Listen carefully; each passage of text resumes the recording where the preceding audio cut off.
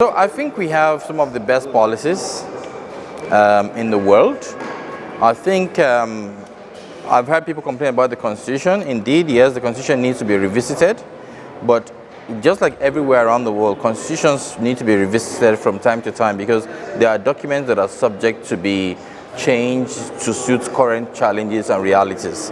However, when you really ask the question with what policies I think would work, like I said during my presentation, it's important for us to understand that it's not a question of whether the politicians are all bad. We've got some good politicians. We've got politicians who probably didn't even have all the answers, but went far and wide to fetch some of the best brains around the world.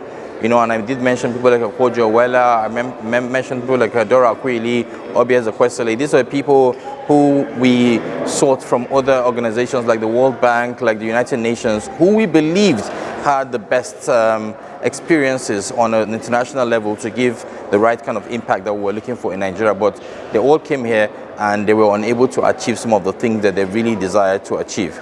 So my true concern has been driven to the fact that all of these policies, these documents, these actions, these plans that the executive, the legislative, and the judiciary put together will only be implemented through what I call the gatekeepers. And the gatekeepers happen to be the civil servants, the public servants, the military, the paramilitary, we have the police over there.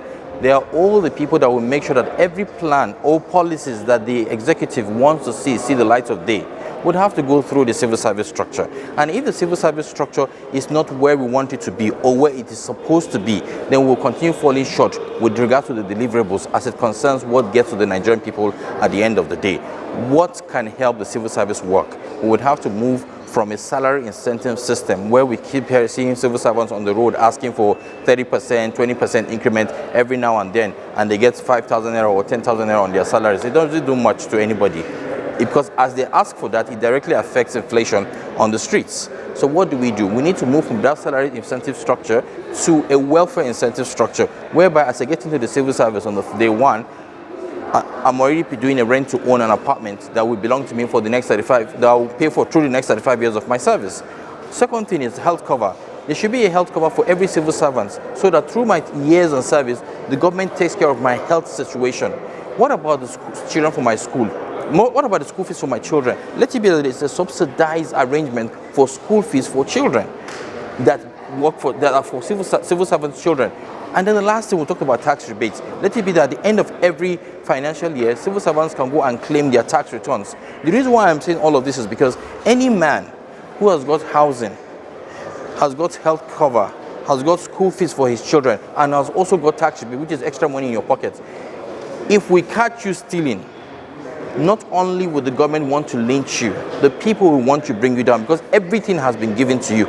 Every possible luxury that would make you work has been given to you. Because at the end of the day, if we do not do all of these things, the civil servants who are living in Angwembiri right now because they do not have the money to afford houses within the city, and then they get married and they move back to Angwendus somewhere farther, they will never be in the right frame of mind to defend the country that they're supposed to defend. That is why when you do apply, which is why when you do apply for, maybe you're trying to get a contract with the government, the first thing they're telling you is, the civil servants themselves are telling you to inflate it, because that is the only way they can actually get money from you. Or when you tell them to go to a school to see if the project has been completed, they say yes, because the contractor has given them some money. But by the time their children are going to those schools, by the time they have to use those hospitals, they would ensure that all of these facilities are working. They will become the true gatekeepers that they are, defending the consciousness of the Nigerian people.